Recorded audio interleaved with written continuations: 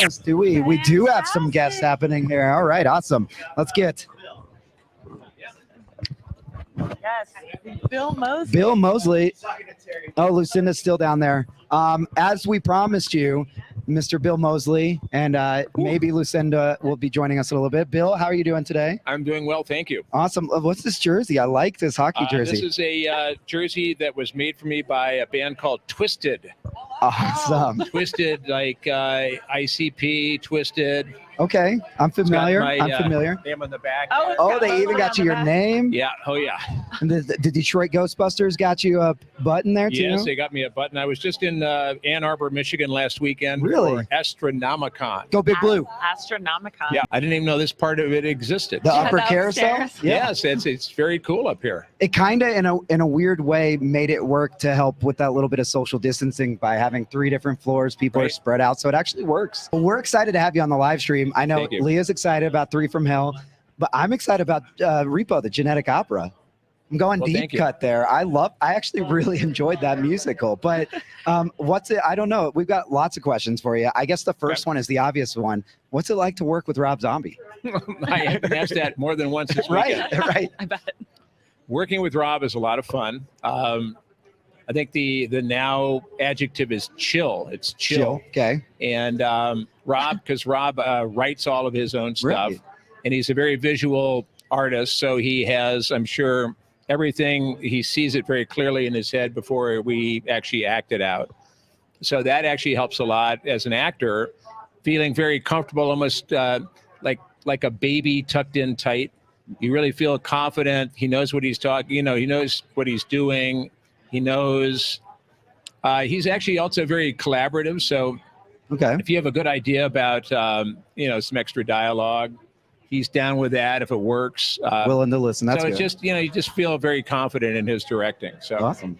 and also we share the same kind of aesthetic, which is splatter and, evil and sex and all that kind of stuff. So All the good stuff. that's All the good stuff. so that's fun too. So you've done a lot of projects, obviously, 3 from Hell, Texas Chainsaw, House of a Thousand Corpses. I could go on and on.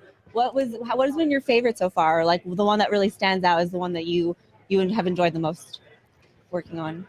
Actually, I just I will lie and say no.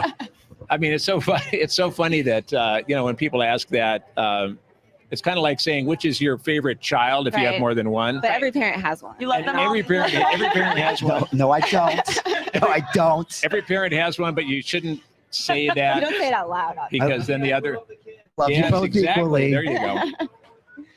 But I will just fast forward to one of the last movies I made right before the epidemic, and that was, or is it a pandemic, whatever it is. I think it's Whatever everything kind at of, this whatever point. kind of demic it They've is. hit all the markers. I was in Japan making a movie with Nick Cage Okay. called Cool. Prisoners of the Ghostland, Oh, which is yes, coming actually. out next month, September Wow. 17th.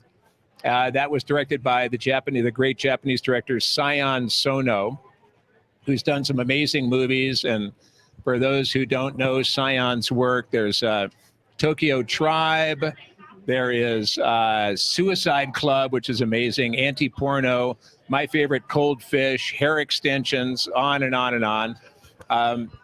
Why Don't You Play in Hell, which is also I pretty own that amazing. I was movie, actually, actually. we were just Yeah. talking. Yeah, I we were love just that, talking too. about And so we did this amazing movie called Prisoners of the Ghostland. I play the colonel, the governor. It kind of looks like Colonel Sanders, actually. And Nick is a prisoner who is released in order for him to be sent off into the Ghostland, which is a place of spirits and evil, where my granddaughter has escaped to. And I want her brought back, so I enlist Nick. And Nick is wearing a jumpsuit, a leather jumpsuit. Looks like it's about to get on an Italian motorcycle, except it has little bombs on each on strategic parts of the suit, including 2 over the testicles in case, and 2 on his arm. So if he thinks about hitting my granddaughter, his arm will explode. If he thinks about other things, other parts of him will explode. Covered all your bases here. Yeah.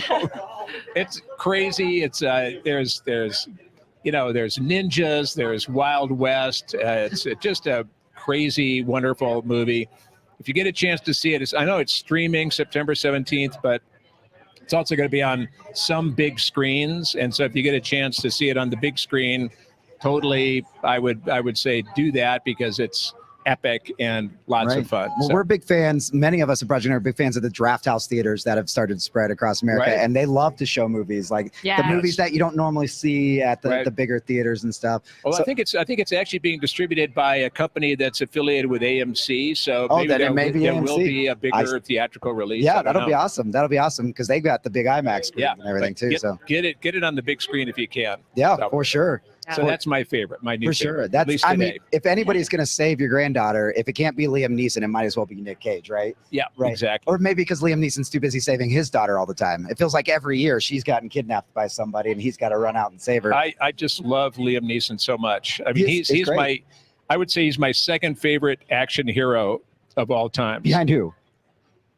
Tom Cruise. Tom Cruise. Oh, I see. Yes, Tom Cruise is great. Tom Cruise kicks some ass. He does, and he does. He's always into it, man. He does a crazy amounts of them. Yeah. Things that I would never even consider doing. That's for sure. But, are there any other actors in like the horror sci-fi realm that you really look up to?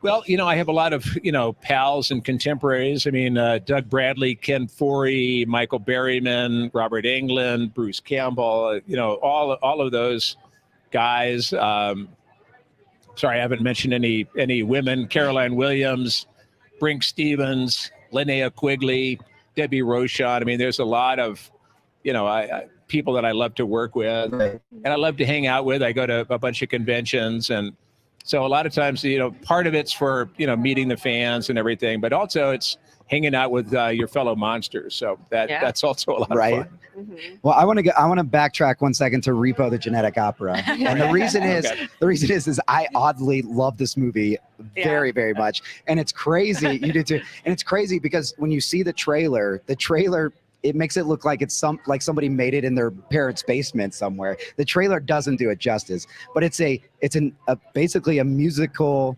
about repossessing body parts. The whole that whole concept. When that was pitched to you, or when you, when it first was brought to your attention, what was your just initial thought of something like that? Sign me up. All right, there we go.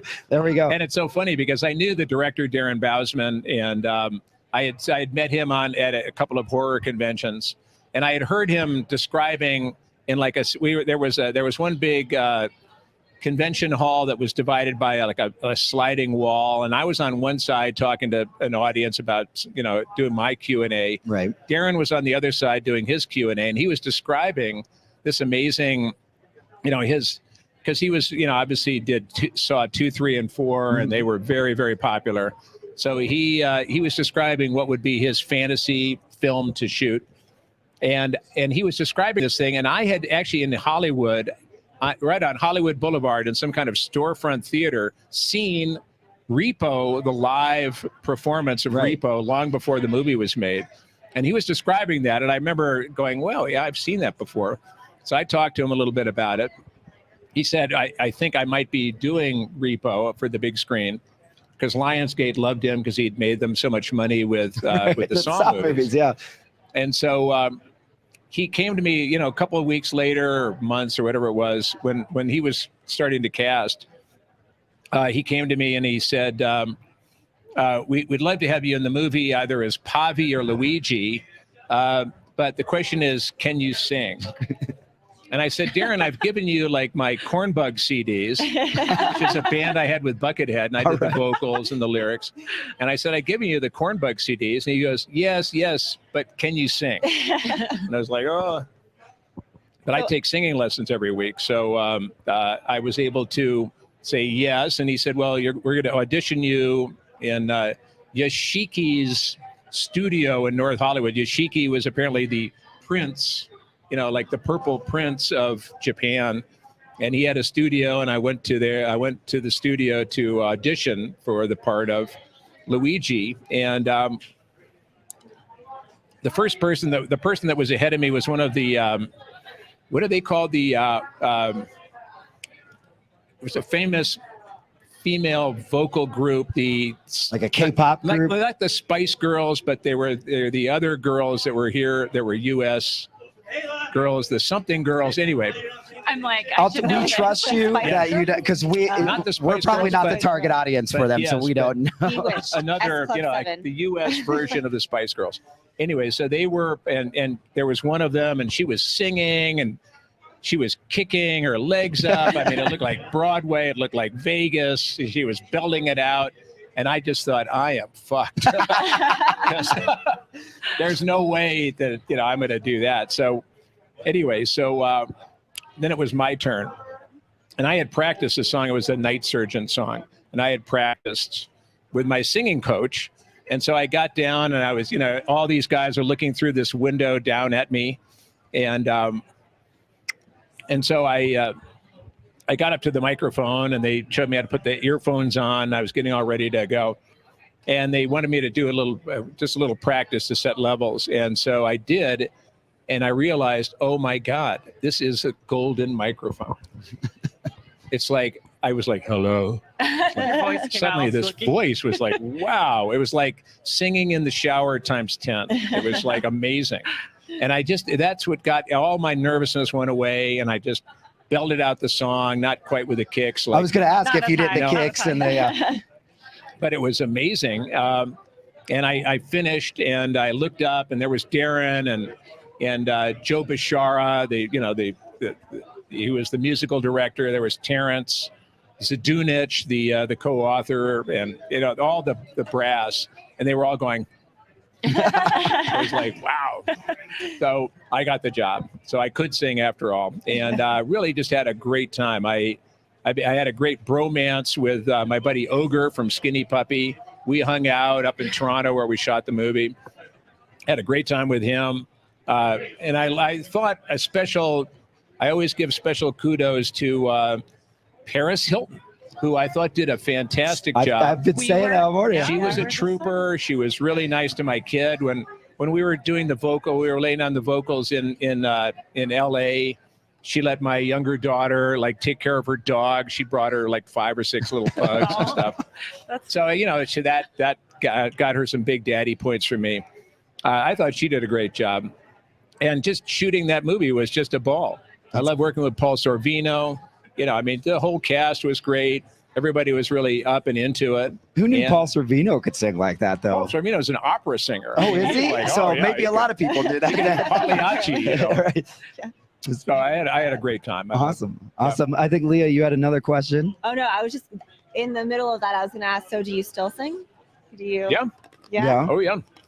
There you go. I'm chewing my butterscotch candy. I was thinking about swallowing it, but too big. Erin, did you have any questions or anything? I've kind of blocked you out here almost. No, I feel like you've had some great questions. I'm really excited. My sister heard you were here today, and she is watching. And she's probably very jealous. Excited. She's super jealous of her. Her name's Kelly. Where are you? Come on, Kelly.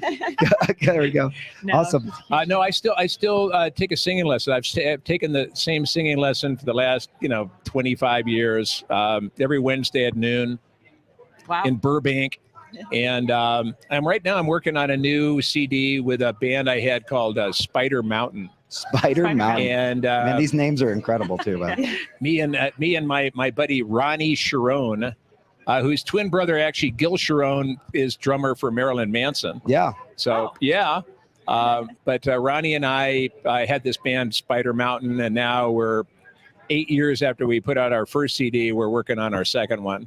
And it's going really well. So awesome. Yeah. Awesome. Well, we're gonna get you out of here because I know it's getting busy down there for sure. Yes, I can feel the little tugs. On right. my neck. But obviously, great, exciting movie in September coming out. Anything else after that you're able to talk about yet, or? Not that I can remember. Okay.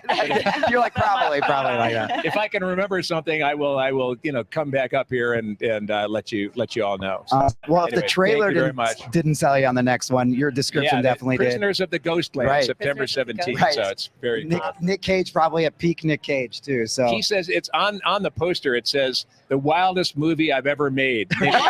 Nick that's going to be. So I'm in. I am in. Yes, I am in. Awesome. Well, Bill, thank you so That's much. the quote on the poster. You better go check it out. Right. Awesome. All right, Well, thank you guys. again, All right. Bill. We'll Thank send you you so up here with our much. gentlemen here. Yes, Continue on. Don't forget your. I want to get my prizes. There you go. Yeah, Thank they can you give you so all much. kinds of stuff off the table there. Thank you.